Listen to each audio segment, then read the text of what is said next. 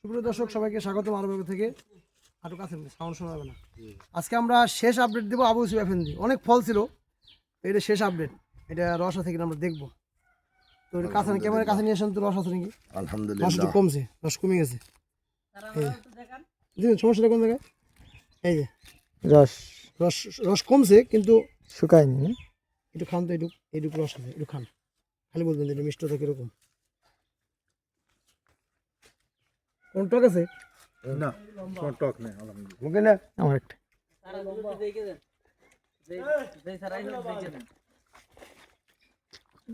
তো মোটামুটি এটা রস কিন্তু কমে গেছে। সুতরাং এই আবু ইউসুফ এফএনজি কেউ কমার্শিয়াল বাগান করবেন না, সজলের পাল্লায় পরে কেউ ধরা খাবেন না। আমি আপনাদেরকে সবসময় সঠিক তথ্য দিই। এটা কিন্তু চাষাবাদ করা পদ্ধতি কিন্তু এক না। আলহামদুলিল্লাহ গত বছর সেপ্টেম্বর পর্যন্ত আমি রস পাই নাই, আর এই বছর আমি ডিসেম্বর পর্যন্ত রস পাইছি।